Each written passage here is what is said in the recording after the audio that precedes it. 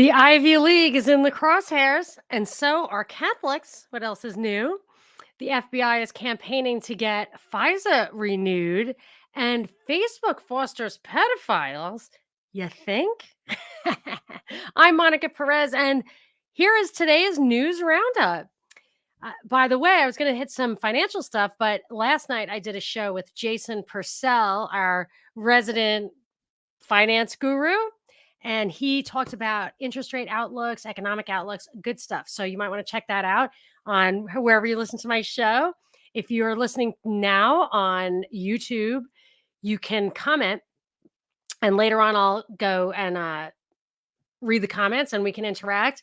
I'm also broadcasting on Rockfin and Rumble, but I cannot see the comments from those platforms right this second. So in future shows, maybe, but right now go to YouTube, log in, chat, and I'll hit the comments after. If you want to actually chat with each other, that's fine. If you want to give me a comment, put a little asterisk in front of it so I know it's for me and not each other. So thank you very much.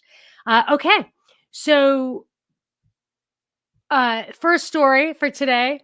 Republican lawmakers spar with university presidents at campus anti-Semitism hearing. The leaders of Harvard, Penn, and MIT say they are taking steps to confront anti-Jewish antagonism. Okay, so Congress called before them these university presidents. They're all chicks, of course. I know that's true for like boards now too. So, I mean, whatever.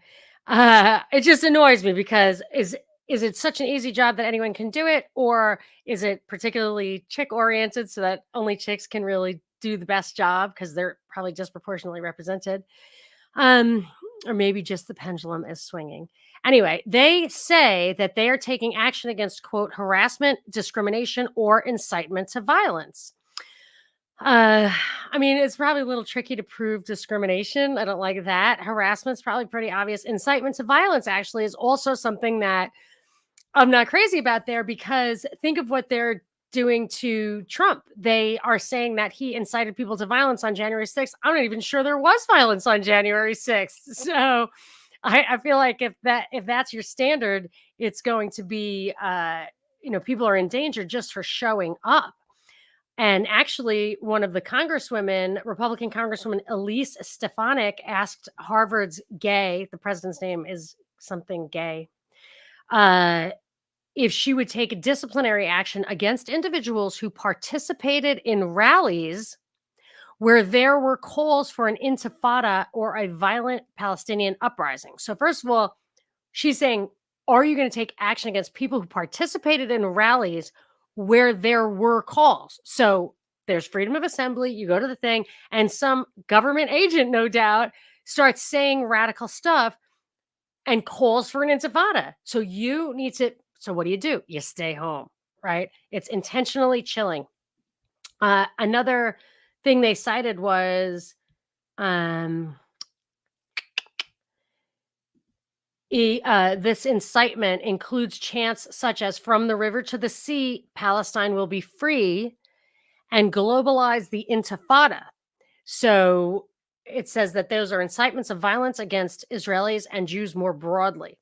So I can see "Globalize the Intifada," but calling for freedom, is that necessarily an incitement to violence? I would say it's a call for, freedom, however you can get it.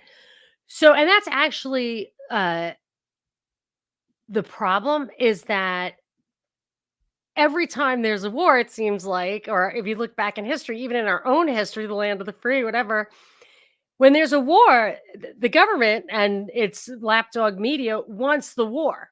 The money people want the war, whoever, the power people want the war. The people don't usually want the war. And then there are some courageous journalists or whatever, in this case, students, I guess, who will stand up against it. And they are often maligned as being whatever, racist or fascist or like, working for the enemy rather than just objecting to the war. And in this case, there's a lot of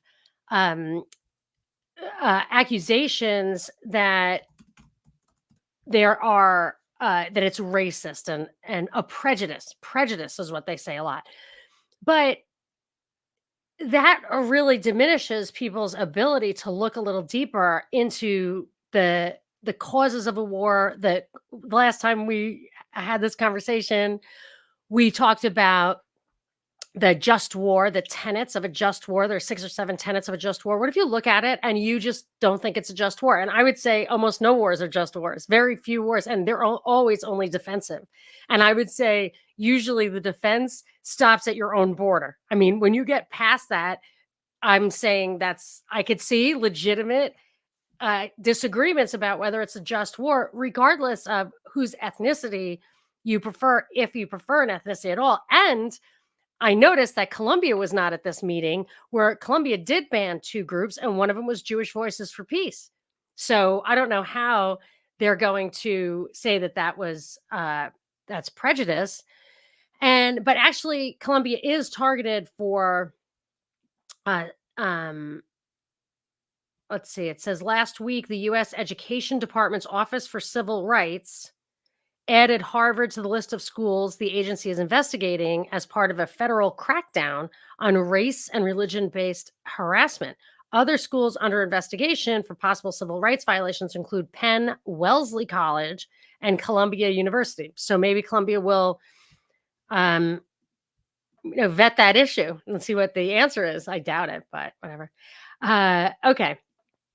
So one of the questions this was a Wall Street Journal article I was reading, and one of the questions is, why is Congress getting involved in this? And of course, like Varsity Blue, where they crack down on private people for giving money to private universities, which yours truly benefited greatly from, because I got a complete free ride, including housing. I mean, I couldn't even afford food. They didn't buy me food, and I literally lost 12 pounds. My freshman 15 was like loss, not gain. So anyway, but so why were they involved in that also? But the reasoning is that the federal government gives so much money to these schools through financial aid and everything else, that who pays the piper calls the tune. And some of these schools are the richest entities on earth, like have mega billion um, funds. Like I know somebody who left investment banking to go work at one of these funds, and it was considered a huge step up, because she then you work for her. You come hat in hand to her office and ask her to buy your bonds or whatever. Anyway, so but the bottom line is, I feel like, okay, because there was a flip side. They also said that Arabs and Muslims were being attacked on campus. So they really have no control whatsoever. Either this is all just complete lies, or they really have no control, and there's this escalation in physical violence or unruliness. And we've been watching this trend for a really long time. I think it started with I'd say it was obvious with the Parkland school walkout. So my son, who has Down syndrome and really actually does follow the news pretty well. It's kind of disturbing how propagandized he is for somebody who's definitely not seeking it out. But his aide had him walk out, because everybody in the class walked out for the Parkland, after the Parkland shooting, where the kids were saying, disobey, disobey. And the powers that be totally fostered this. And this is where you get, and the defund the police and everything. I'm not in favor of authoritarianism. I'm just saying these are private institutions. They should have some control, but they're all, and this is part of what's happening here, they're getting everybody in lockstep. So they want everybody to be have like ways of thinking. And here's the tell in this story is Gay, the president of Harvard, said anti-Semitism is a symptom of ignorance, and the cure for ignorance is knowledge. So here's the door for propaganda. And I'm not saying, whatever. I'm not talking about the issue of anti-Semitism. I'm saying, she's saying what we need here is to push knowledge into kids' brains. And it's going to be inherently politically charged. She goes on to say, Harvard must model what it means to preserve free expression while combating prejudice and preserving the security of our community. So I feel like Harvard is going to set the standard. They're going to establish the model that everyone's supposed to follow, and they want to combat prejudice. Combat prejudice. I mean, think about that. I'm sure what she means is, I assume what she means is bigotry, But are you not allowed to come into a situation armed with previous knowledge and come to a conclusion more quickly based on your experience? I've taken experiments where I've gone like a year or 2 years and say, I'm gonna just pretend I'm a socialist. I'm gonna just like look through a socialist lens. Eventually you just can't do it because it doesn't make sense anymore. And I'm not coming like a babe out of the womb every issue. And then the security of our community, of course. I mean, that means cracking down. So I just feel like this started out as a way to chill people, and they're going to have safe spaces for, whatever, both thoughts, both both allowable thoughts. Um, then there was a survey released last month by the ADL, the Anti-Defamation League. This is from the Wall Street Journal, a Jewish advocacy group and collegiate Jewish organization, Hillel International, who found that 73% of Jewish college students have experienced or witnessed anti-Semitism since the start of 2003-2004 school year. This is the thing that I find a little hard to believe. About 46% of Jewish students said they felt safe on campus, according to the poll. So 54% did not say they felt safe on campus. Now, that isn't to say they felt unsafe, but my daughter felt unsafe at school not too long ago. And she had a legit reason that bore some investigation. And we just removed her from campus briefly, and it was resolved like the next day. But you don't if you truly feel unsafe, you need to take action, just get yourself safe. So if they're saying 54% of the people feel actually unsafe, which is not exactly how they worded this, then I would expect there to be a lot of absenteeism. And okay, so that's anti-Semitism, anti-Muslim, anti-Arab sentiment. Well, on another article today is some anti-Catholic sentiment. The FBI's Wray says nobody was fired for the anti-Catholic memo, but some could miss out on raises. So the article is about, there was a memo going around that said, let's see how they put it. The reason I want to read it from the article is because the articles, even the Judiciary Committee action, completely whitewash what the real problem is. So they say FBI has not fired anyone involved in drafting the memo that labeled traditional Catholics, quote, as potential domestic terrorists because the overstep was not intentional, Wray said. Okay. So they weren't saying traditional Catholics were potential domestic terrorists. That is not what the memo was about. Okay. It says, some employees in the Richmond office where the memo originated have been admonished. He was aghast upon seeing the memo, but he felt it did not signal any deep anti-Catholic bias within the Bureau's ranks. And then the Judiciary Committee, this is another article from the actual government website. The Judiciary Committee uncovers multiple FBI field offices coordinated to prepare anti-Catholic memo.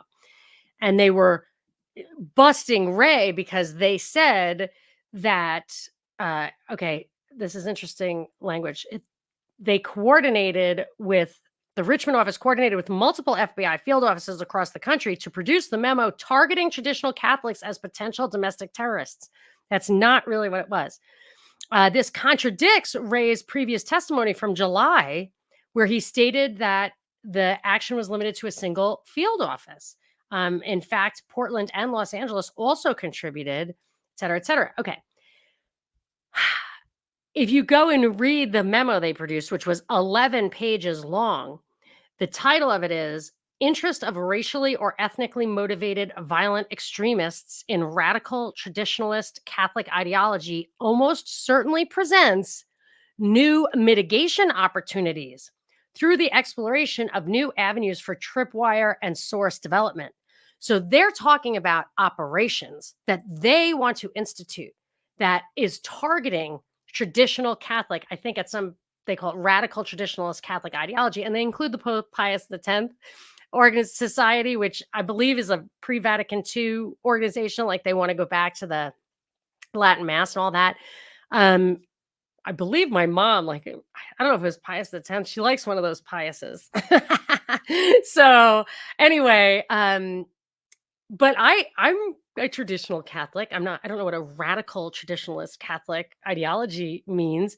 But it goes through saying that racial or ethnically motivated violent extremists, REMVE, something like that, RMVE, are looking for traditional Catholic communities to infiltrate and bring their like white nationalist, white supremacist, racist, violent philosophy into those groups because they think they're the ones who, I mean, they follow the 10 commandments. Bigotry is a sin against the Holy Spirit. Like, you're not getting Catholics to go along with this, not real Catholics. And so what I realized what they're doing is they're going into this 11-page memo says like go to these places, go to traditional Catholic churches. And actually I go to a traditional Catholic church and I stopped contributing this week because they were warmongering from the pulpit. I was like, are you kidding me? Are you kidding me? Like, don't you do your research?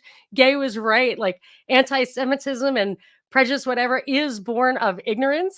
And this warmongering, which was not anti-Semitic, was definitely a guy who just not doing his homework and didn't care and probably has a political reason to pick one side over the other. And I just was so disenchanted by that. But I have seen that. So when I say good, true Catholics, like they're not going to do that. It's not like there aren't plenty of Catholic organizations that I think do have a political agenda and lure people in with the traditional stuff because they're so freaked out by what's going on in the non-traditional churches. But what they're saying the FBI wants to do is to go into these churches and talk to the pastors and everything like that and alert the congregation to what a radical, like a race motivated violent extremist might look like and blow the whistle. So what I think they're doing is they're having people get suspicious of each other, they're calling each other's names, whatever, but I think they're identifying patsies. I think they're going to say, oh, I think this guy is screwy. So now you have it on record that somebody reported that person. You identify that person to the FBI. Then the FBI goes and takes that person in or whatever, like radicalizes them online. And then it says they want tripwires, which is usually a false flag. And they're saying that this is a tripwire. We'll get somebody to call this guy in, but that's not really what a tripwire is. So I think they're setting patsies up for false flags. That's what this is about. And then they also call source development. So that's also placing agents provocateur. They call them FBI sources, but they're really operatives, of course. So this is what's scary about it. And it's going to come out of a traditional Catholic community. So that's very scary and upsetting. They said that they've that these people are in RCIA, which is like the where you become a Catholic. You have to be educated. They're studying the catechism. Pretty upsetting. Oh my gosh. And in my research, so I'm looking, it's like, oh, the Southern Poverty Law Center like made a list of 12 like radical Catholic organizations. This is one, that's one, this is one. I was like, click through every one. I was like, oh, really? What is that? What is that? What is that? I'm like, oh my gosh. Like, if anyone were to, if there's any algorithm that looks at somebody clicking on all those, like, I just tripped that. But I feel like I'm probably, it's probably not the worst thing that the worst flag I've ever flown up for the watchers. Anyway,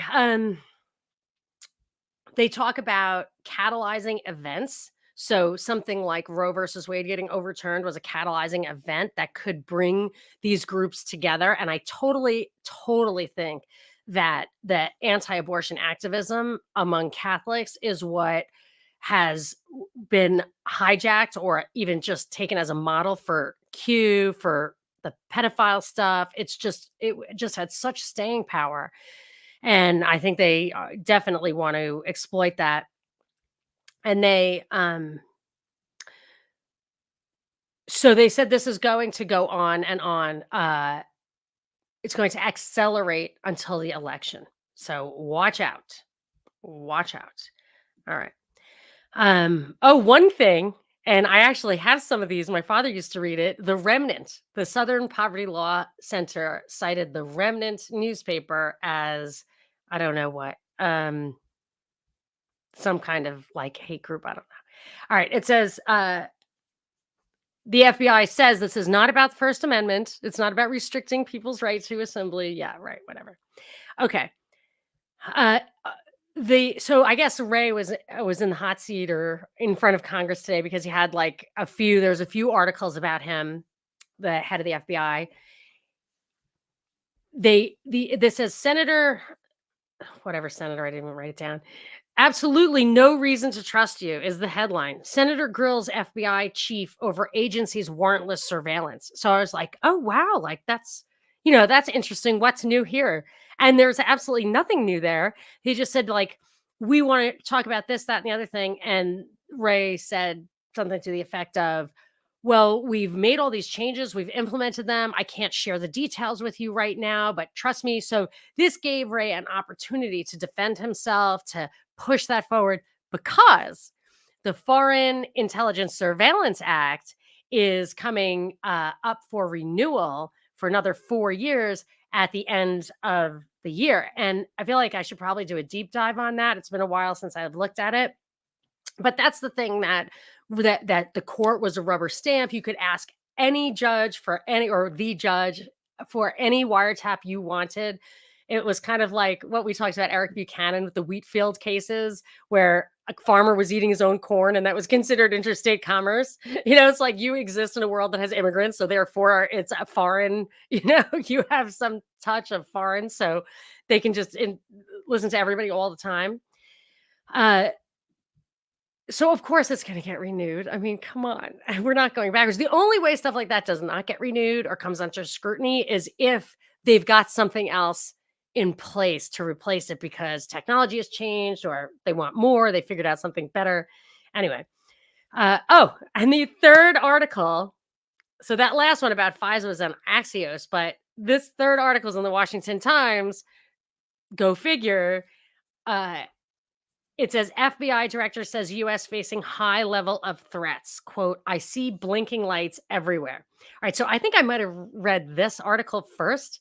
It says, while there may have been times over the years where individual threats could have been higher here or there than where they might be right now, I've never seen a time where all the threats or so many of the threats are all elevated all at the exact same time.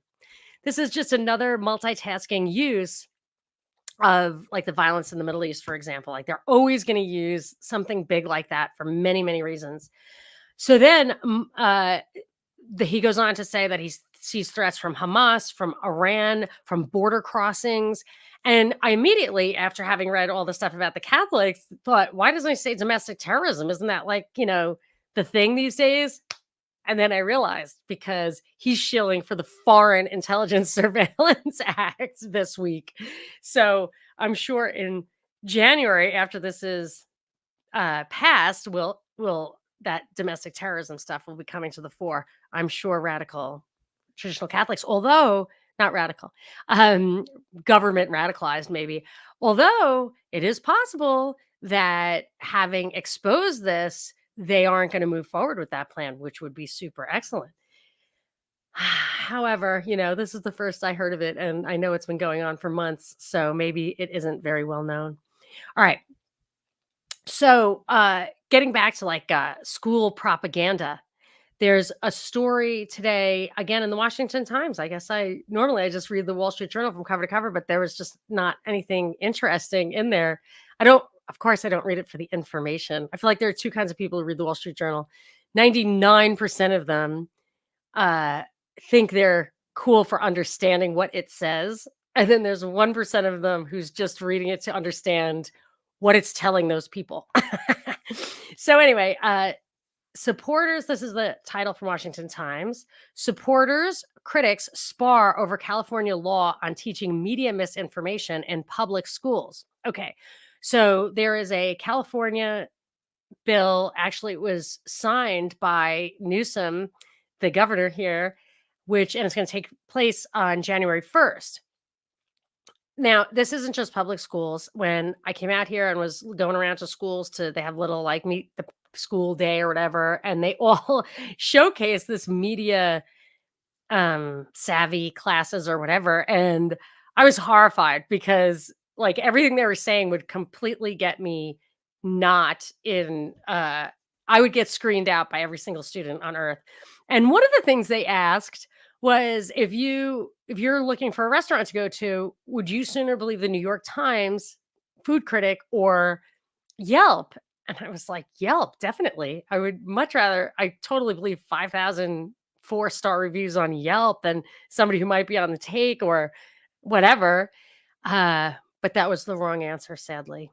And I did shout it out. I didn't even raise my hand. So I that was not the school for me. Or my children, I guess. Anyway, so but here's the thing. They are talking about media literacy lessons in K-12 math, English, science, and history classes.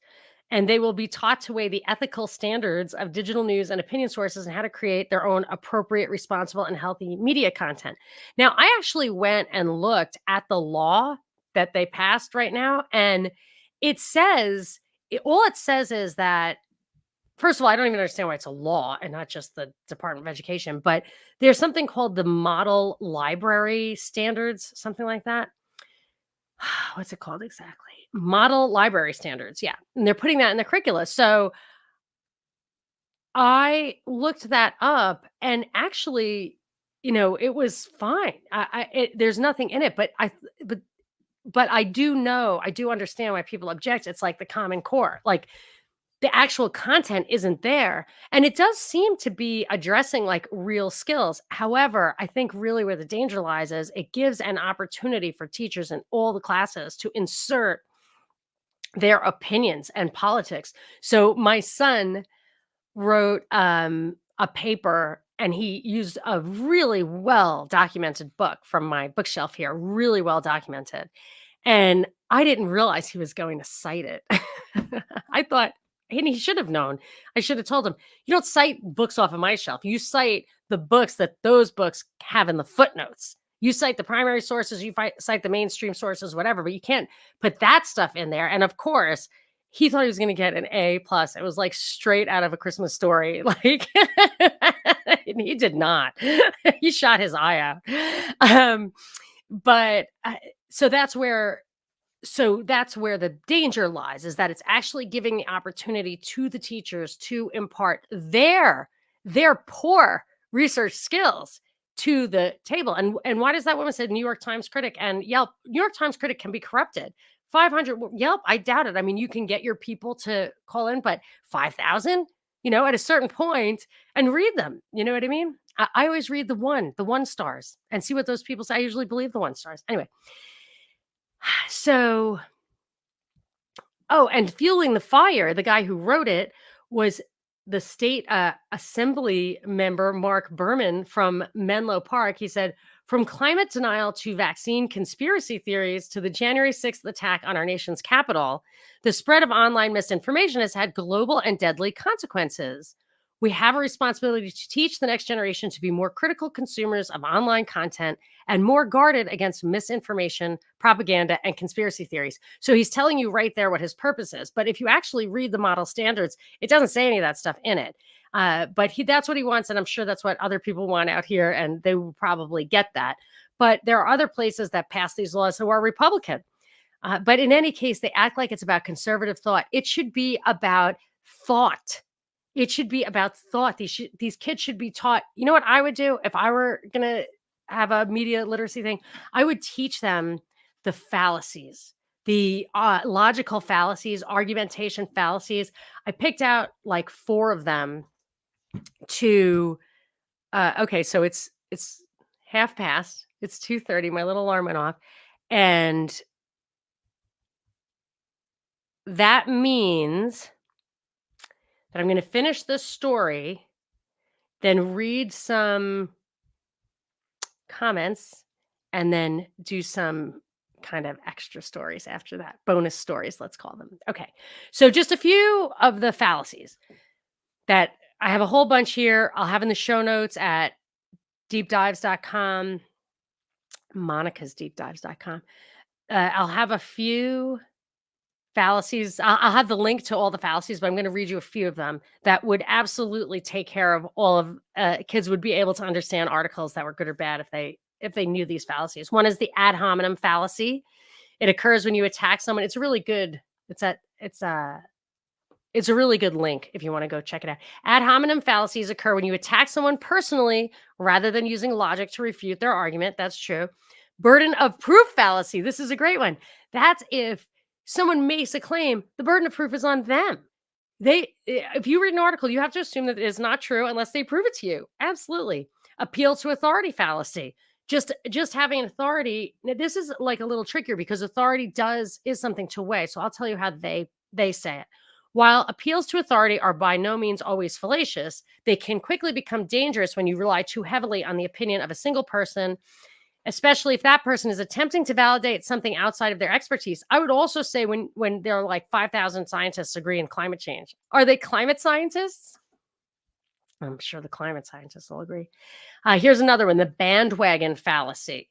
Just because a significant population of people believe a proposition is true doesn't automatically make it true. But I mean, this echo chamber, this flood the zone, the stuff that they do with propaganda to make you think, what did Binkley used to call it, I want to call it the cone of silence or whatever, but the halo of, I don't know what, but it makes you feel like no one believes you, which is why, like during lockdown, it was so important that we had the propaganda report because people needed to know they weren't alone. And that I feel like, that is the one really great thing I think about the internet is that we get to communicate with each other, even though it's definitely deep state operation. Okay. So let's have some. All right. So here's what I did not tell people that if you want to leave, I did tell at the beginning, but I didn't write it here. So in the future, if you want to leave a comment that you want me to address, I can do it a lot quicker if you put a little asterisk at the beginning. Terror Factory. Nate is saying Terror Factory 101 is a great book by Trevor Aronson. Brian says, love the show. How do you remember so much stuff? I'm pretty good like that. Sometimes if I don't get a good night's sleep or whatever, but this, I read it today and it's pretty easy to recall. Oh yeah. David asks, how is this on YouTube? I just went to sleep and woke up this morning thinking about it. Like, I keep doing that on YouTube. They're going to take my channel down. So I'm going to have to figure out, I might have to just take it off as soon as we do it because I like the live thing. It's much easier to use than the other ones. I'll figure it all out. This was just kind of a pickup thing. I was just seeing if I could get some of these out because the deep dives were taking too long and I just could never get them done.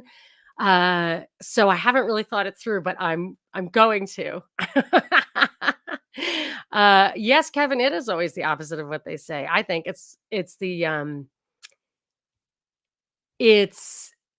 Newspeak. CFR Network. Yes, good night and good morning to you. Good night. He is in Birmingham, not Alabama, England. So it's the morning probably by now there. 11. No, it's night. Rumble will not take me down, and I am in Rumble. And yes, I do sound so much better. If anybody was listening to me like a month or two ago in October, I was sick for 3 weeks, and I just could not stop complaining about it because I was so sick. I think they keep rolling out new variants, whatever. Oh my gosh! My mom is loving the show. Shout out to Mom. And by the way, the hidden Fran, who's there with Mom right now, invented quite rightly, and I feel like she should start a Twitter feed, IMDb, Irene's movie database, because my mom, absolutely, like there is no source of information about old movies better than my mom. And man, no, it's ridiculous. It's ridiculous. Anyway, so shout out to my mom and to the hidden Fran. All right, so let's get to some after hours stories. Now they're not racy or anything. It's just I want to keep the show to 30 minutes. If people want to listen past that, that's great. And if you're here on YouTube or Rumble or rockfin.com/deep dives, you can get the whole show commercial free. And other than that, This bonus material will most often just be for premium listeners, which right now is only available as far as podcasting goes on iTunes. There's a premium feature there. Again, if this catches on, I will expand all of that. All right. So, a former Harvard disinformation scholar says she was pushed out of her job after college faced pressure from Facebook. It says a nationally recognized online disinformation researcher, Dr. Donovan, has accused Harvard of shutting down the project she led to protect its relationship with the mega donor and Facebook founder Mark Zuckerberg. I think her project, I have to remember it, I didn't write it down, was about like election interference or influencing on Facebook. I can't remember. She said that, now I actually don't even believe her story. I believe that the Harvard story, that she was working on this project. It was spearheaded by a faculty member. Only faculty members can spearhead these projects. That person left the university and no other faculty member wanted to pick it up. So they shut it down. I believe that. And they said she wasn't even fired, which I think they said other jobs would have been available to her and everybody else got a different job on campus. So, but what I found interesting about it is that I did not know this. She said Donovan alleges that the university began restricting her research after the Chan Zuckerberg Initiative donated $500 million to fund a new university-wide center on artificial intelligence. So Harvard strongly disputes these allegations and say that they are above bias. I mean, they don't need to be influenced when they're on the same team. Like, yes, they're giving them money to do AI, but they would be doing it anyway if they could. Like, they're happy to do it, I'm sure. However,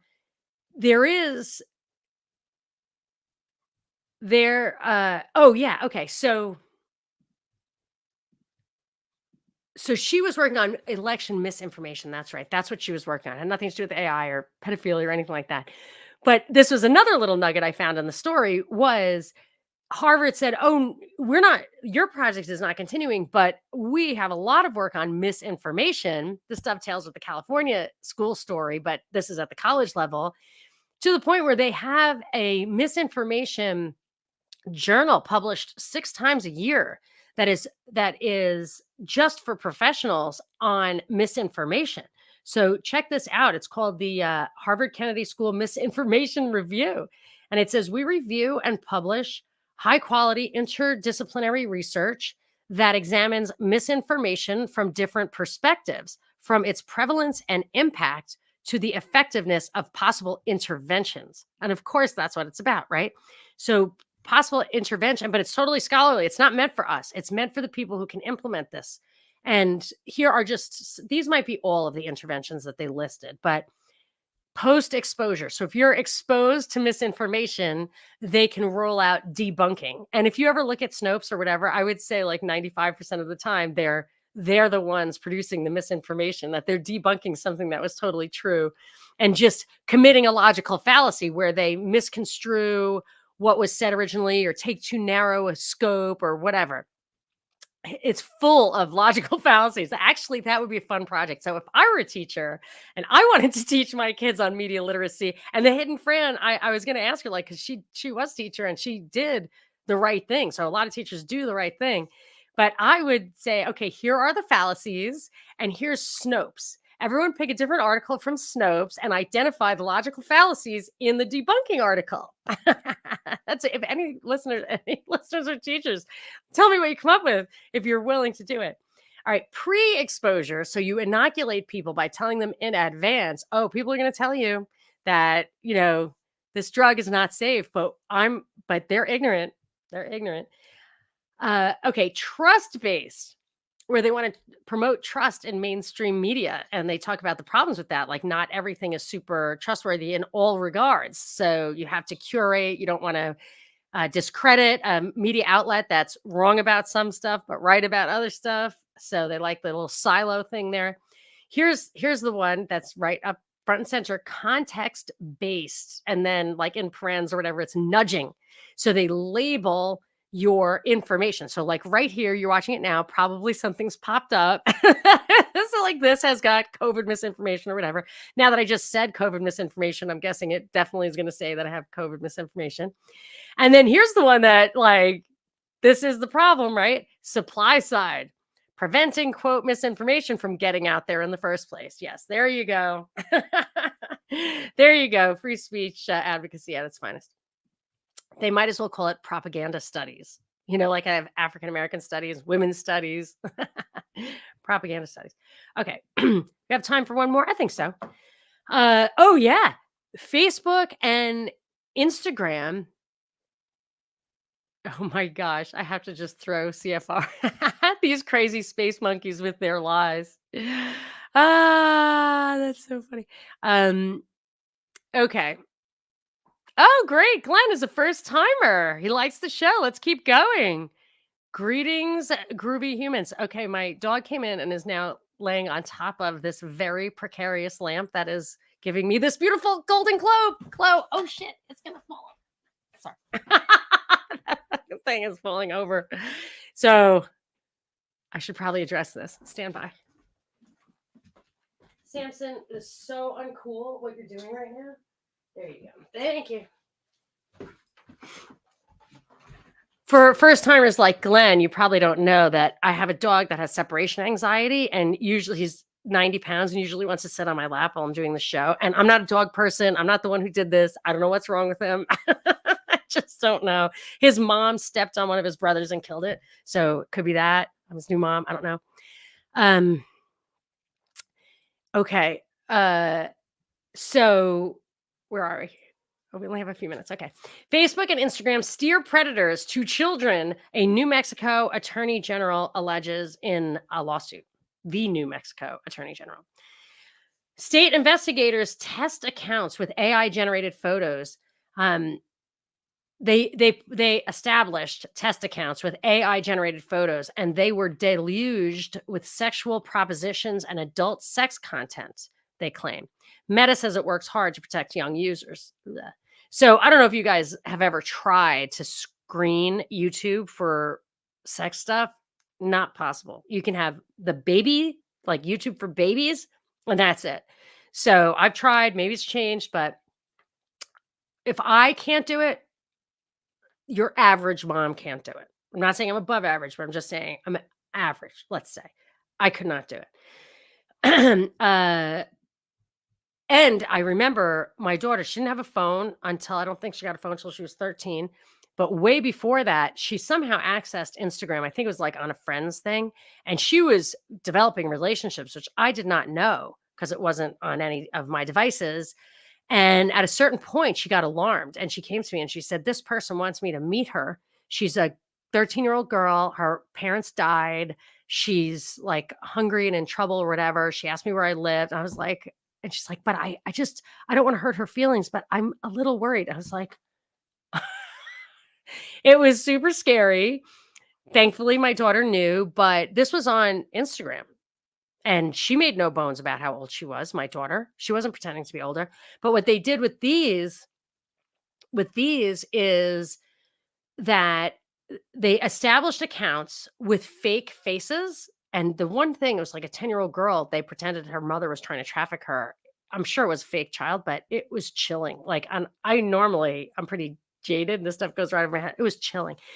So what they do is they make fake faces. So they don't use a real child or anything like that. And they make an account that's very clearly a child. They put in an adult birth date because that's what kids would do. Like if you want to protect kids, like just verify your birthday by saying it's me, like, that's not enough. So that's a reasonable way to test this out. But this is, have you guys recently heard this expression glows? So somebody glows is like the person is a Fed. It comes from Feds infiltrating, like trying to redirect, from what I understand, like homesteaders into radical, like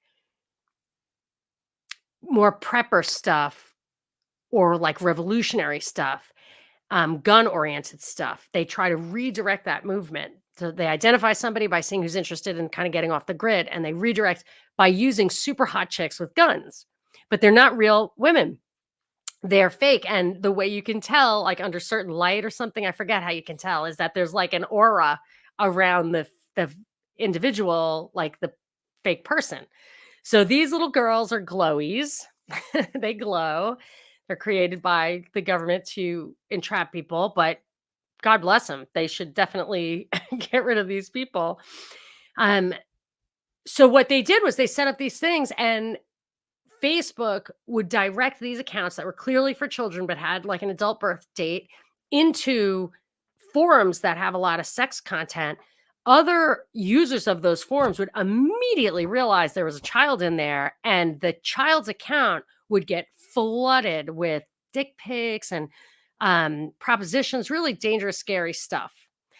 And the New Mexico Attorney General is saying that Facebook could control this and that they don't. And I think they could control it. I mean, I absolutely do. And I would normally like look for some angle in this story, but I know this stuff is absolutely rampant. The one thing I do believe is that they promote the sex stuff and the pedophilia and everything. They meaning the powers that be, like Mark Zuckerberg is not, Facebook is definitely a government operation. Anyway, I'm not going into that right now, but I've gone into it before. Okay.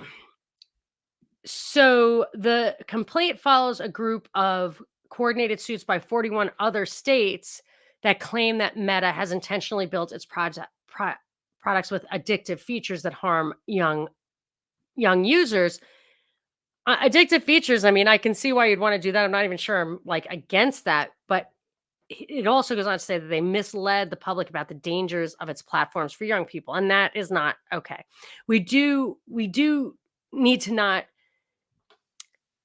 I mean, I don't even like truth in advertising laws because I feel like you shouldn't believe anything. Just don't believe it, forget it, don't buy it, walk away, don't get your kids a phone. I was just lamenting the other day, like I just didn't realize, and I was warned.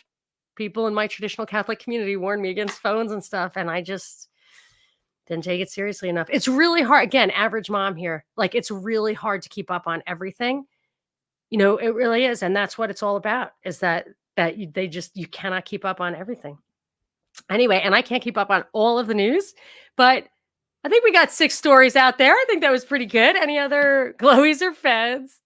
So let's just wrap it up here with a few more comments. So here's how I'm going to ask for comments.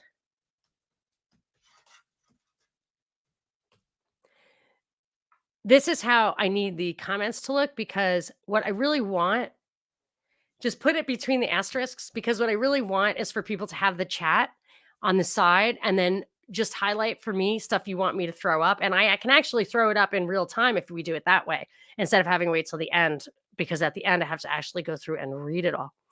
So, yes, Whitney Webb's article on AI, I have not read it yet, but I will. I'm surprised you can watch this show in England. Yes. If anybody hasn't heard, CFR Network, that's the Noble. He's my friend from over there, and we are going to do our year-end show, the year in review. Did we set a date for that, Noble? Uh-oh. We're going to have to start promoting it because we can do it live and people can talk. LifeLog. Yes, LifeLog is working as intended. LifeLog was created by the feds. It was Facebook. It shut down the day Facebook emerged. Very funny. Okay. All right. We got to go, babes. Fabulous show. Thank you. Thank you for coming. All right. Love you guys. Thanks for coming. This is Monica Perez, and this has been a news roundup. Do we like the name? Do we like it? Let's see. So I'll take a survey. Bye, guys. Thank you. I'm trying to find my outro.